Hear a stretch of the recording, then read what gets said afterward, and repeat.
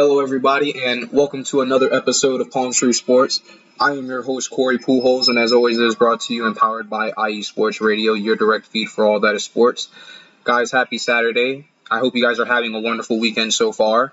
It's a blessing to be back. I do apologize, for missing out last week, you guys. I was kind of under the weather. I lost my voice, which is the part that made it the hardest. But as you guys can hear, I am back. My voice is doing a lot better now. And I'm glad to be here. And you got quite a few things to catch up on, especially since we missed out on last week. So we'll be touching on a bunch of stuff today, guys. So I hope you're ready for it. We're also going to be covering a little bit of the March Madness of what's going on there. Unfortunately, a lot of the Florida schools aren't doing well. The only good school is Miami. So shout out to Miami. And then hopefully you guys can carry on and make it into the big dance. But let's get it started like we normally do with some NFL football and what's going on around the league, guys. We're in a free agency right now, and you know what that means. There's so much that can happen. Free agency since more or less the late 80s, early 90s has been just incredible to watch, really. You see guys go to different places, especially guys that you didn't expect to go to the places that they go. And that's what we're going to start with, guys, since that's the biggest thing that's going on right now. So for those who do not know, I'm going to go ahead and give you the names of some of the guys that the Buccaneers have lost first. And then I'm going to give you some names of the guys that we were able to sign or re-sign, okay? So the first big bit of news, as far as the players that we lost, the most important player that we lost, guys, just happened. It's Mike Edwards. That was our starting safety and a ball hawk in the defense. This guy was absolutely phenomenal. Still a very young guy with a tremendous upside. Losing him was probably the hardest part of free agency so far for Tampa Bay. We're not going to be able to replace him. The best thing we'll be able to do is draft somebody that has the upside that Mike had. Mike played in the SEC, so he was very familiar with the defenses that we play in the South. There's a lot of Tampa 2 for those who know what that is. But not only in Tampa 2, he excelled in man coverage as well. He was very good at being able to cover over the top and take away those deep options, especially when they were the go-to on that play. And when those plays, those hot routes are designed for specific players, he's able to take those away. 7 interceptions across his tenure with the Tampa Bay Buccaneers. And like I said, just one of my favorite players on the defense. And yeah, that one is definitely the hardest. That was the one guy that I said on defense, we need to re-sign him. Besides Leonard Fournette, obviously, or not Leonard Fournette, but Levante David, my apologies.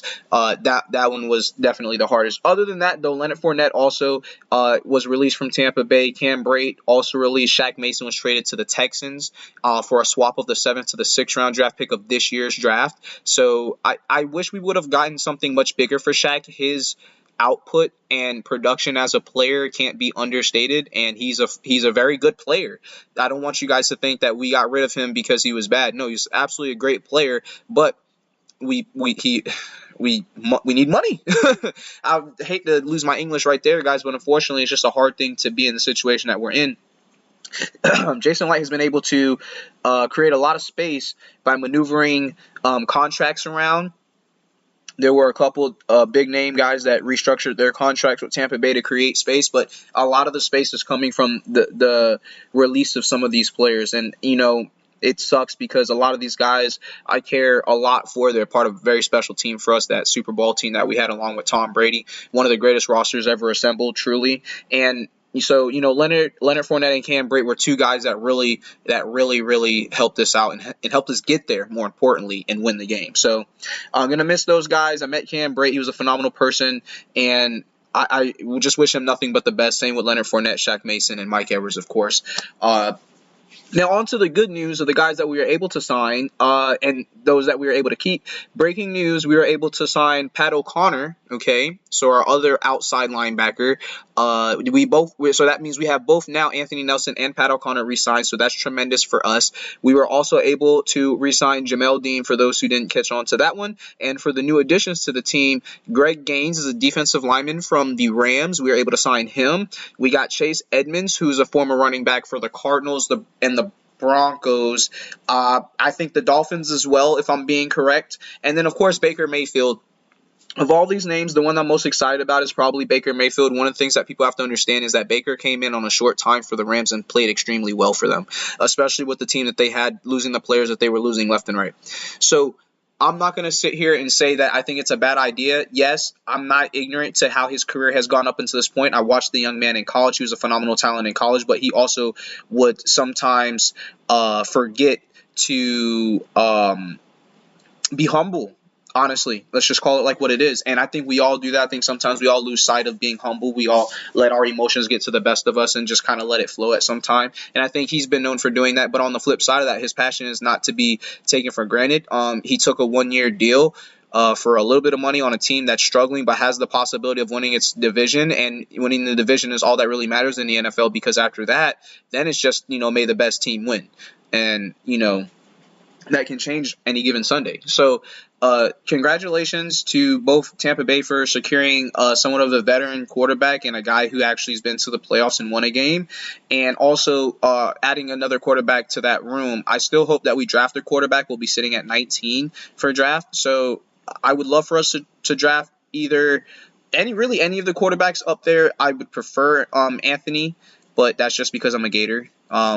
I still think he's a 16-year-old with a Lamborghini, but a 16-year-old will eventually become a 20-year-old and 25-year-old, 30-year-old. Eventually, he'll know how to handle that Lambo. So that's my theory and hope for him. Obviously, if not him, some other talented quarterback would also be nice, because I want it to be a healthy competition. We've seen in recent teams that, or recent years, that teams have had multiple quarterbacks and they've been able to find success through having that competition. The 49ers is a perfect example of that. So, guys, we'll see what happens there, especially with the way the division is. Like I said, the last sign for us was Pat O'Connor, and Dad, you are 100% correct. Donovan Smith was let go. I didn't really highlight him, really just because he was, I think, the first name we all knew that was going to go. I respect Donovan and have tremendous love for the guy. However, I mean, his penalties were through the roof last year, and we can also see that he's starting to slow down a little bit. And it's not necessarily his fault. He's also getting a little bit older. So, these are part of the mechanics in the game of football that we learn to accept as fans. So, but I wish nothing but the best for also Donovan Smith is at wherever he may end up. But, whoever does get him, we'll get somebody that knows how to block. That he's a good blocker. And give him credit where credit is due. All right. That's it for Tampa Bay, though. Again, free agency is the big deal right now, so that's going to be the primary focus on these teams. Same thing over here with the Jags and the Dolphins. We're going to talk about some of what they were able to do in the offseason, some of their more recent moves. They were able to keep defensive lineman Adam Gotsis. I'm going to say his name wrong, so I'm not familiar with it, unfortunately. Trey Herndon, they were able to sign. They lose Jawan Taylor. That's going to be a hard one. That guy was a starter on offensive line for the Jags, so that's not necessarily one that you like to see, but that's also one of the things that's happening to a lot of these teams out here where they're losing offensive line and gaining offensive line. The offensive line right now is like $1 bills at this point. They're going from vending machine to bank to person, back to vending machine, back to bank, back to person. They're just all moving in a circle, and that's kind of what happens, especially when you have 5 of them, right? That's not always going to be the case for the other positions, obviously, as you guys can see. There's still a lot going on in the quarterback market. I would have loved for the Bucs to be able to make a push, but the Ravens were asking for 2 first-round picks for Lamar Jackson. I think that's a bit much. I would have gladly given him a first and a second, but I can't give you 2 firsts. That's just insane. So when you look at situations like that, other quarterback situations, you got Aaron Rodgers going over to the Jets. I don't know how that's going to work out, but if I had to just go with my gut feeling, it's not going to work out. That's how I feel towards that scenario. I think he probably should have stayed with Green Bay. It's kind of crazy that Green Bay was going to pay him $200 million last year to lose Devontae Adams, and he switches over to the Jets. That whole situation is weird, but I'm not covering the Packers. I'm just speaking on the quarterback situation. And the Jags, who don't have that quarterback issue, unfortunately lost a very good starting piece for them. So we'll see what happens if they're able to replace that. They're picking at 24 this year in the draft, so odds are that's probably what they're going to look to do, is either they're going to go defensive back, safety, or offensive line.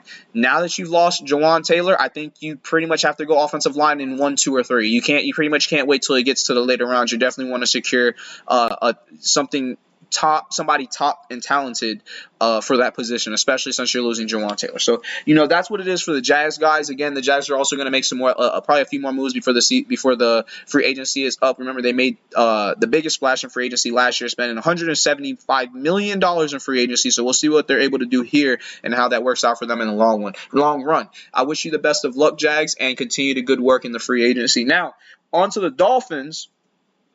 Okay, the Dolphins, they also they've acquired some better pieces for sure, but they lost their best tight end. Now, again, this is a guy that I watched in college. Mike Gesicki was a phenomenal talent at Penn State. He lined up alongside Saquon Barkley and Chris Godwin and Trace McSorley. For those who don't know that team or aren't familiar with that team, it was a very, very fun team to watch in college football, especially because they had to play Ohio State, Michigan State, and Michigan, and you see what I'm saying? Like, there are a bunch of great games on tape for you to watch with those guys. Mike Gesicki was one of the stars of that team. Again, he was the standout tight end for them.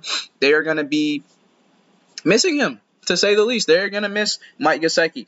But Mike Gesicki signs with the Patriots. All right, guys. So, one team loses, another team wins. They received a tremendous talent in Mike Gesicki, and I'm very sure that Mac will be able to make use of Mike Gesicki, and I imagine that they are ecstatic to have him there. I mean, they need talent. I'm looking for the right word, and the problem is that they have talent, but they need more of it, right? We saw them last year. They were barely the third best team in the East, and let's just say they need Mike. So the Dolphins, unfortunately, losing out on him. However, they were able to sign Malik Reed. All right, that's a good signing. Jalen Ramsey, of course, outstanding signing for the team. I don't think he's specifically the best defensive player from the back perspective, to say the least. But they were able to get Jalen Ramsey. We'll see what his production's like there on the field. I feel like personally he hasn't been the same since he got cooked by Mike Evans a few years ago, but that's for another discussion. They were also able to add Braxton Berrios, which is the wide receiver from the Jets, and then they were able to add Jake Bailey as well, which I believe played for the Patriots. So there's a lot of team swapping in the same division going on there with Miami, the Patriots, and the Jets. So this is a very awkward situation. It'll develop more as time, continues on next week. I'm sure there'll be another developing situation. I'll be throwing down your way for those who are checking for the Dolphins and watching what they're doing in the offseason. So yeah, that's what's going on there. The last signing that I was able to see from a recent perspective was David Long. So now they're adding depth to these areas that they really needed, and they're going to be able to draft tremendously well. So we'll see what happens there. And yeah, the Patriots have Jonnu Smith and Hunter Henry. Yeah, absolutely. That was one of the things that made me think if they had another tight end, because I also believe that their best offensive production, aside from when it was Tom Brady and Randy Moss, was when Tom had two tight ends. So there's something in me that believes that they just excel better when they have two tight end sets, right? Because even when it was Gronk, there was Gronk. I can't remember the other guy, but there were two other tight ends that they had that would, also going out there catching passes. And then you go back, you had before Gronk, it was Aaron Hernandez and oh god, I can't remember the other tight end back then. But they had Aaron Hernandez before, God rest his soul. What happened to him. So that's that, but the QB play, I agree with you 100%, and that's why you add somebody like Mike. It's like a very tall, athletic, great hands when the ball's in the air, and a tremendous target inside the red zone as well. So, the Falcons got Johnny. Yeah, like you said, the Patriots weren't able to use him, and so hopefully the Falcons are able to make something. I mean, actually, hopefully they're not. As a Buccaneer, hopefully they're not able to utilize him, but that's the idea, is that they picked him up hopefully to fit him better into the system. Also, they're going to need weapons down there because all they really have is Kyle Pitts, right? So, they definitely need some weapons down there. And also, yes, that Penn State team was a magical team. That was definitely one of the most entertaining teams I watched, along with the 2012, 2013, or 2013, 2014? No, 2012, 2013 Auburn Tigers that lost to Florida State in the national championship. And it was 2008 Florida Gators were pretty fun too. So Michigan in '98 was pretty nice too. So there's a bunch of them out there for those who watch college football. There's a bunch of teams that I would recommend go back and go look at what they did. The LSU Tigers a few years back when they had JB at the helm. I mean, let me tell you, that was a heck of a season, guys. Anyway, let's go ahead and take a quick break. When we get back, we'll talk NBA and some of the college basketball is going on. Of course, we're in the middle of March Madness, so guys, get ready for a whole bunch of that. It's going to get even crazier. All right, so why don't you just, guys, keep it locked here. I'll be back to you in 2 minutes. Again, my name is Corey Pujols. I'm your host for Palm Tree Sports. It is brought to you by IE Sports Radio, your direct feed for all that is sports. And again, keep it locked here. I'll be back in 2.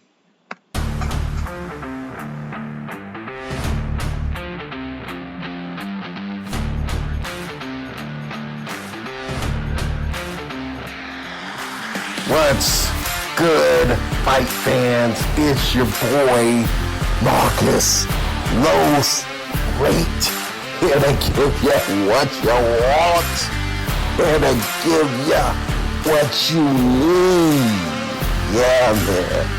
Yeah.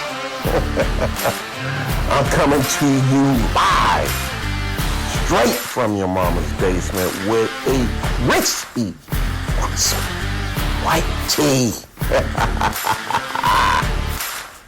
We are coming to you live every Tuesday at 10 p.m. Eastern Standard Time.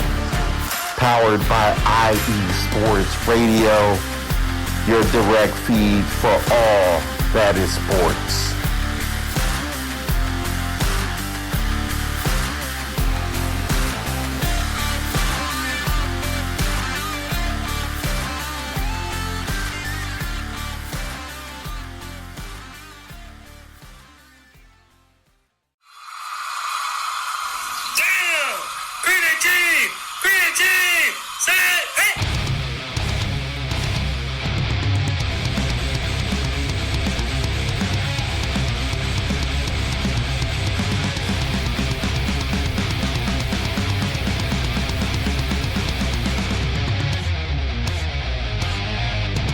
What's going on, football fans? This is me, your boy Larry B, inviting you to join myself, Callum Reynolds, Mike Pat, and John Felipe for one of the most electrifying football shows you have ever heard.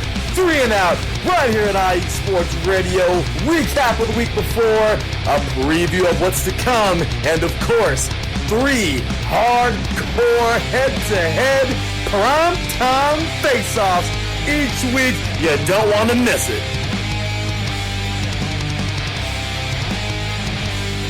Trust me, guys, y'all don't want to miss that show. Larry knows what he's doing. He basically, was the guy that helped start me on my path here, and I'm forever thankful to Larry for that. And I'm pretty sure he'll hear this at some point, so I just want to say thank you, Larry, for everything that you do and for a hell of a show, guy. Keep doing what you're doing, brother. I'm very happy to be here, and I'm always looking to you to see how I can be a little bit better. And I just hope that one day I can make you proud doing this, and make also the rest of my friends and family, everybody that listens, proud doing this. And guys, welcome back to Palm Tree Sports. My name is Corey, your host, and it's brought to you by IE Sports Radio, your direct feed for all their sports, guys. And when I left you, I said we are going to go ahead and we are going to get into some NBA action.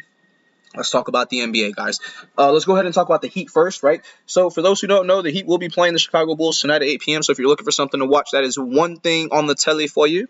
So the Miami Heat are rocking a 38-33 record, still 5+. They've been 5+ for a long time now, guys. They've been 5+ for a long time. So it's safe to say they're going to make the playoffs. They just got to keep on cruising, keep on winning. They'll do just fine. Can't wait to see what happens there and what kind of team they're going to have to face there. Hopefully they don't immediately run into Boston, Milwaukee, but if they do, best of luck, boys. Best of luck. Chicago's rocking a 32-37 record. Basically the exact opposite of what the Heat are rocking. They're sub-5.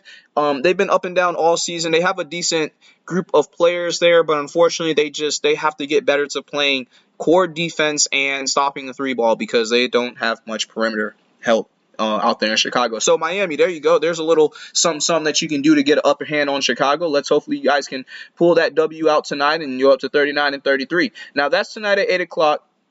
The next game will be tomorrow at 6 p.m. and that game is against the Pistons. So you got a hard one here, easy one there. I'm not trying to be rude to the Pistons, but they're rocking the worst record in I think the entire NBA right now. They are 16, all right, and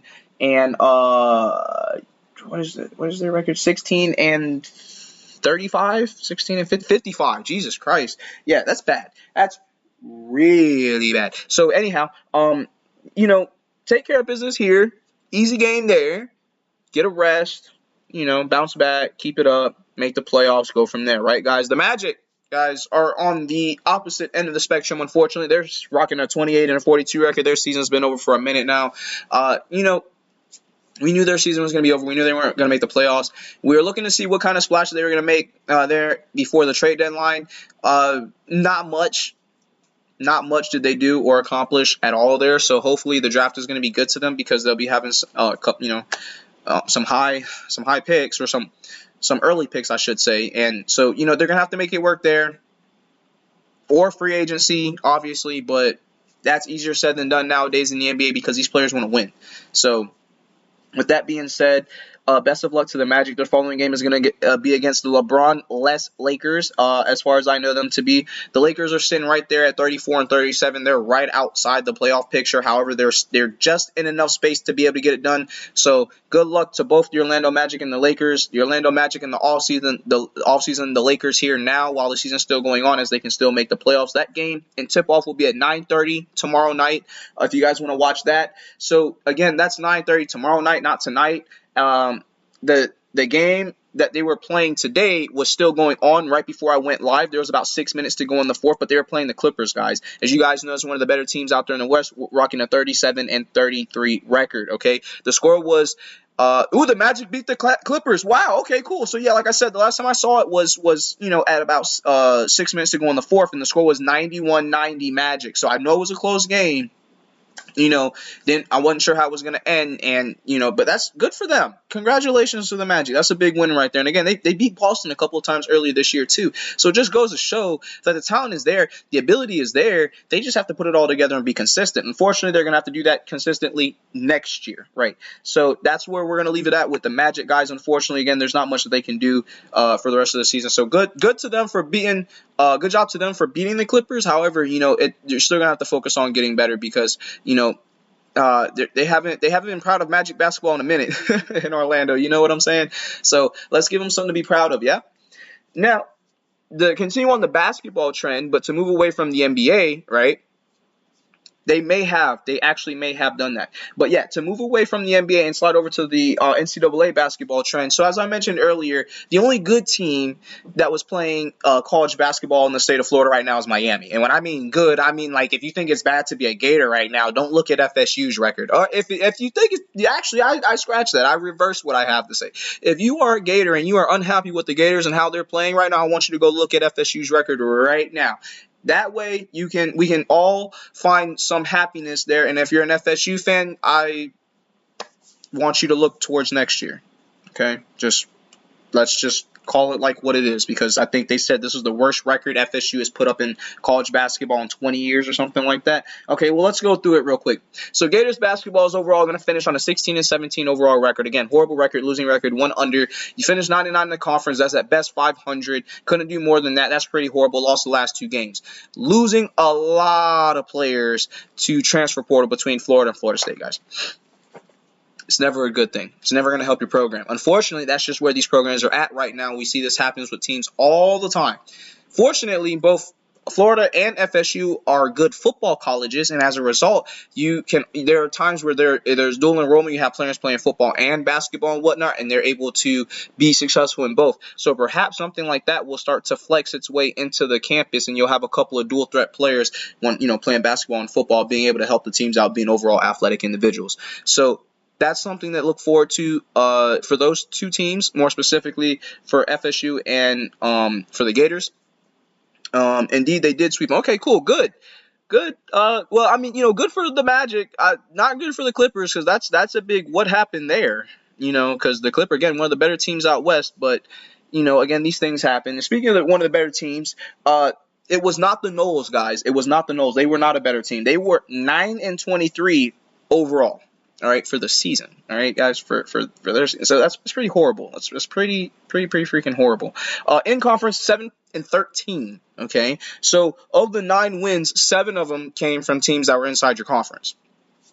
That's good. It's also bad, because that means you guys don't know how to go anywhere and win.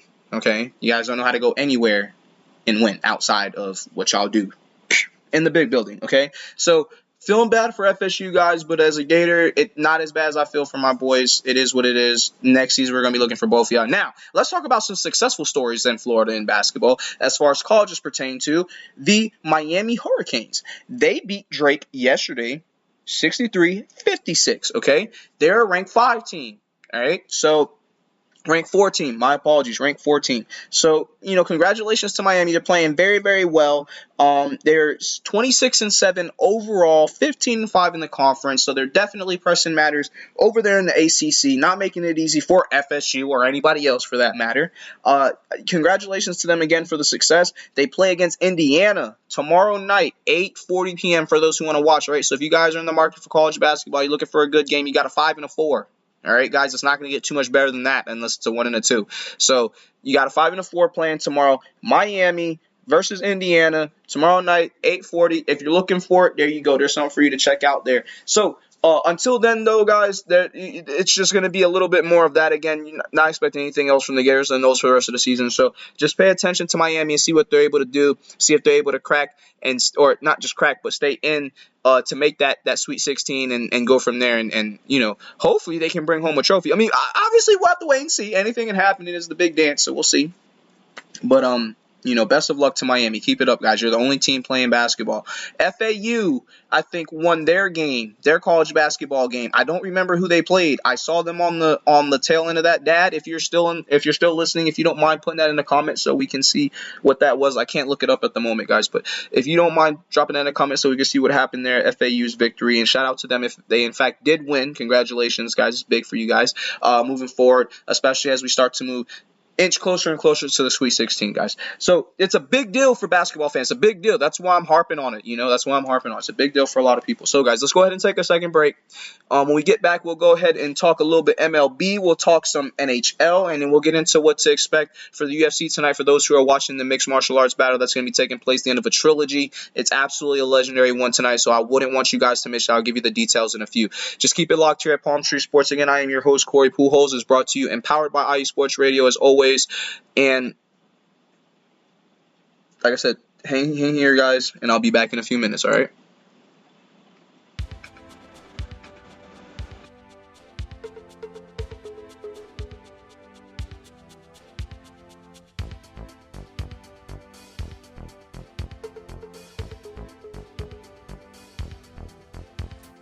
What's up, sports fans? Are you looking for the latest on Northern California sports?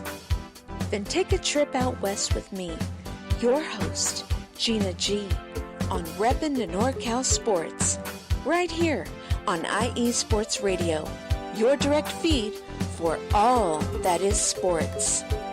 I'll be bringing it to you all the way live every Monday at 3 p.m. Pacific, 6 p.m. Eastern. And it's always a packed show.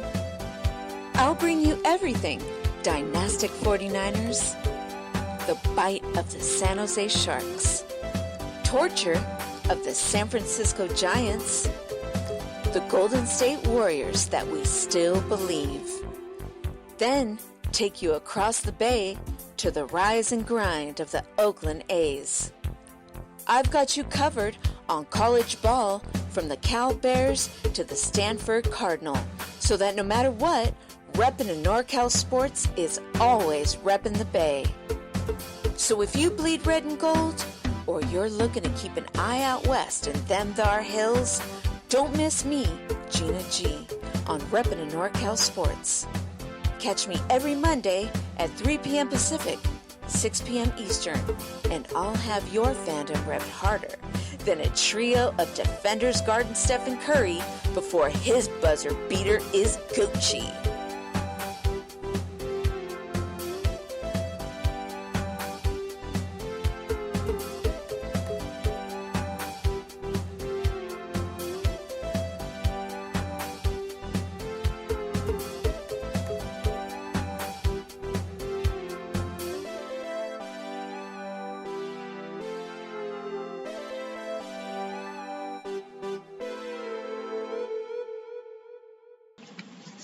Thank you guys for joining me today on Palm Tree Sports. My name is Corey Pujols, your host. It's brought to you and powered by IE Sports Radio, your direct feed for all that sports. And guys, let's go ahead and jump right into the rest of what's going on. Just to confirm real quick, thank you, Dad. So they were able to win, and they are playing the team who knocked off Purdue. When is that? Tomorrow for the Sweet 16 spot? That's going to be pretty good, guys. So for those who are looking for a good ball game, that's going to be one to pay attention to is FAU versus Purdue. Or not Purdue, my bad, versus FDU. which is the team that knocked off Purdue. There we go. So that's going to be a very, very good game, especially for those who are looking for it. But there's going to be a couple of them on tomorrow, so be prepared to flip the channels for those who are going to be watching the college basketball March Madness setup. So now moving on over to the MLB. My apologies, guys. There, I was getting a little tongue-tied there for a second. We're still in spring training, right? So everything I'm throwing at you guys, at least from the baseball perspective, is all just a little bit of fun and work that needs to be done. They're just sharpening their tools right now. That's what spring training is. I'm a big fan of spring training in all sports just because it gives you a chance to have a look at your team and what they're packing before the season starts. So that's what's going on here with the Rays. The Rays fell to the Red Sox today 3-1, unfortunately. It is what it is. Again, it's spring. It's still spring training, so everybody's just really getting their feet wet, having nice conversations. The next game is going to be against the Blue Jays. That'll be at 1:05 p.m. tomorrow for those who want. So, Dad, there you go. Right after church, we'll have some baseball going on right there. And with that being said, again, there's not a whole lot to uncover at the moment, just because, again, it is still spring training and everybody's still just getting back within baseball shape, if you will. Just like there's football shape and basketball shape, got to get in baseball shape, and that's what's going on there. So shout out to the boys. Hopefully they can pull it together, get a few more wins, and give us something to look forward to as the season gets ready to begin. Now, the last game of the season for spring training, I believe, is in March, or not in March, but the last week of March is what I meant to say. Keep that in consideration. My apologies. Keep that in consideration, guys, as we close out or start getting the second half of this month and start to close it out. Soon the games that we'll be playing are going to be for real, and they're going to be important. They're going to count the win-loss record for the regular season. So, guys, something to get prepared for. Now, the Bolts are on the opposite side of the spectrum, whereas the Rays are starting to get into the swing of things. See what I did there? The Bolts are actually starting to get off the ice. You see what I did there? The Bolts are rocking a 41-22-6 record. They're playing phenomenal hockey, guys. They've won 3 of the last 4. They're getting back on track to the way things were before. With that being said, the Montreal Canadiens, the next team that we're going to be playing, that's tonight at 7 p.m. So that'll be the second thing on your marker to watch if you guys are going to be watching any Florida sports today. This game, in theory, could be a runaway, especially if the Bolts play with the tremendous defense and scoring that they've been playing with for the most part throughout the season. We'll have to wait and see how they adjust to the Montreal Canadiens. Unfortunately, the Canadiens are not wrecking a great record. They are sitting at 27-36-6. So that's not a team that I would sit there and say, hey, this team poses a threat. But that does not mean you take it easy. This is where you build. This is where you get better. This is where you go ahead and you stack on what you've been doing. You perfect it. So that way when you get to the final shot, you make it instead of miss it. Yes, guys? Now, the following game, that's a game we're going to want to pay attention to, guys. We are playing the Devils, okay? 44-17-7 be the record. The Devils are rocking a really, really, really good record, all right? That's tomorrow at 7 p.m. if you're looking for something to watch tomorrow night. That'll be the second thing on the march. Remember, you're going to be passing your channels a lot, guys. Mind you, the Bolts have won 3 of the last 4.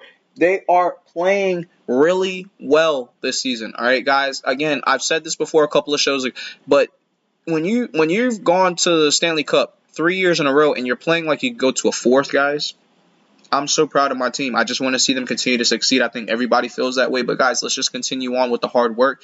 Keep on the ice, bro, and keep on playing tremendous defense. So at the end of the day, it's the tremendous defense at important times that help set up these scoring positions, these scoring plays, and especially scoring on power play, guys. So there's things that we all have to do and that we've been doing, just got to continue doing it. Now, number 12, Florida Gulf Coast Women's Hoops also won over number 5, Washington State, 74-63. How about that one? And you got Miami Women's Hoops. I just saw that on the commercial, actually, that Miami's women's team beat them, yeah.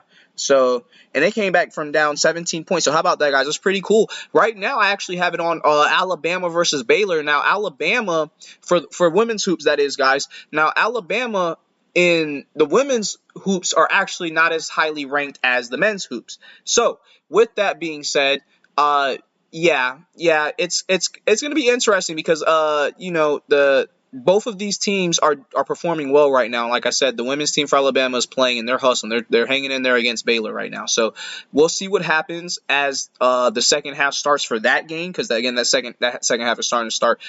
For the records, Alabama is ranked 10th and Baylor is ranked 7th for the women's. So that's what's going on there. Again, shout out to all the teams that are performing well, both on the men's and women's side. There's so much talent out here. There are so many new faces and new players from all over the country that are just they're playing very, very well, and it's good to see, especially in a time like this. I'm a little bit older now, so a lot of these guys are younger than me, and it's nice to see, all these fresh faces. So congratulations to the winners, to the losers. Next year, that's what you got to. That's the mindset you got to have, right, guys? Whenever we lose at something, no matter what it is, we take a test, we fail it. What we do? We got to come back. We got to take the test. We got to pass it. What do? We got to get better. All right, we got to learn from our losses, and in defeat, we have to be humble and recognize what we did to be successful and implement that as much as we can in forward strategies. So with that being said, let's slide over to the last bit of what we have into the show for today, which is going to be covering the UFC. For me, guys, this is always one of the funnest parts, and not necessarily the UFC, but mixed martial arts in general, because that's what I love. It's not just UFC. I watch whoever's on boxing, Bellator. I even watch pro wrestling, guys. So I enjoy a lot of that. The physical contact of what's going on in there. And speaking of physical contact, for those who are looking for a pay-per-view to watch tonight, this is what I'm going to be watching, you guys. Kamaru Usman, Leon Edwards, Part 3, tonight. It'll be on soon.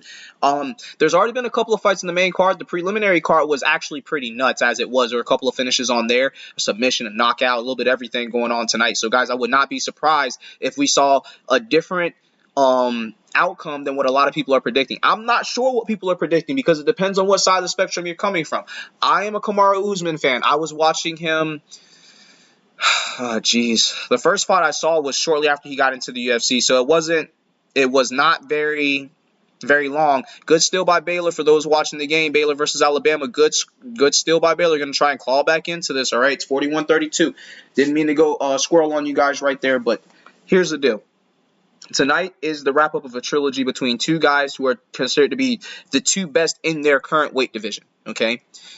Leon Edwards lost to Kamaru Usman. After that, he won every single fight, okay? And he's a phenomenal striker. Now, I will say this. I have one big issue with Leon Edwards, and that was when he fought Nate Diaz. Nate Diaz, late in the fight, almost took Leon Edwards' head off, okay? For those who didn't watch that fight, it was basically Leon Edwards for like the entire fight until like there was 2 minutes left in the fight. And then Nick just lands this disgusting two-piece on Leon. And Leon is rocked in a way where Nate could have put the fight away. The reason why I bring that up is because this trilogy is brought to you by the fact that Nate did not put him away, right? Because he got the title shot after that. So, Leon Edwards is the champion. Another steal by Baylor for those watching the game. Leon Edwards is the champion, and he's a phenomenal fighter. Again, I'm a Kamaru Usman fan, and I know that he has been evolving over time. So for those thinking that's just going to be Leon's going to come in, he's going to hit a head kick like he did last time, and that's going to be the end of the fight. There's a possibility that happens, but there's a greater possibility that Kamaru lands. And I just want to let everybody know, for those who don't know, Kamaru's a tremendous wrestler, phenomenal wrestler, absolutely top of the line, okay? He's got power that is going to send you somewhere you don't want to go. All right, let's just call it like what it is. So, if Kamaru lands on Leon flush one good time, if he puts a combo together, it could be nights out for Leon. So y'all don't be surprised if there's an early stoppage, and y'all just don't be surprised if there's an early stoppage, especially for those who are betting on the fight. The undercard is Justin Gaethje. Okay, get this: Justin Gaethje versus Rafael Fiziev. I've always say his name wrong. I don't know how to pronounce his name, but I love watching him fight. He's a tremendous striker. He loves to get, yes, that is the co-main event. Here's the deal. Both of these guys hit hard.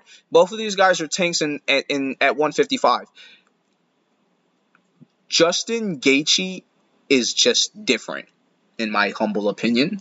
I think Justin Gaethje walks around with nukes tied to his wrist, and when he lands with those nukes, it can turn any long night into a short night. All right, guys? So also keep that into consideration for your main event and co-main events. I am going to go with Kamaru Usman. If I'm being bold, it'll be an early stoppage. If I'm not being bold, it'll be a 5-round decision, but he'll most likely just, outwork Leon. Not saying that Leon can't do it. But, yeah. So, guys, and again, like my dad put in the comments here, that fight is the co-main event is on now. So if you get the pay-per-view, you can still see all the fights, of course. But if you're watching it now, co-main event's about to start, followed by the main event, guys. And with that being said, for the co-main event, I'm going to take Justin Gaethje by knockout, just because these two guys, there's really no way these two should make it to the third round with the way that they throw hands. So I'm going to go Justin Gaethje, knockout, second round. And second round is my comfortable round. That's when, like, if I'm not sure if a guy's going to do it in the first, I'd say second. I don't like going into the third round. It doesn't happen too much in the third, or after that, for that matter. So we'll see what happens, guys. Again, if you're looking for something to watch, there's gonna be some basketball on tonight. There's gonna be some hockey on tonight, and there's going to be mixed martial arts and baseball's tomorrow, along with more basketball and college basketball tomorrow. And obviously, just stay tuned because Sunday is still a busy day for a lot of football teams. They're going to be signing free agency. So it has been my pleasure to host this show for you guys. We are on episode 25. We made it to a quarter century, you guys. So thank you so much for rocking with me. My name is Corey Pujols. I am your host for Palm Tree Sports. It's brought to you and powered by Sports Radio, your direct feed for all other sports. And guys, as you get ready to close out this weekend on your Sunday, have a wonderful time with your family. Please be safe. Think of each other. Call each other, and spend time with each other. And also, don't forget to enjoy your time. It's short. We're not here for a long one, only for a good one. All right. I'm so thankful again to be able to, extend this message out to you guys and to have you here. Come back next week, same time, same place. Hit me up on Twitter at Corey Pujols. I'm there to talk about everything, anything sports related, anything at all. I have a, big heart, big brain, big opinions. All right. So I will talk to you guys next week. Again, have a wonderfully blessed week. Enjoy the rest of your weekend with your family and be safe out there, you guys. See you next time.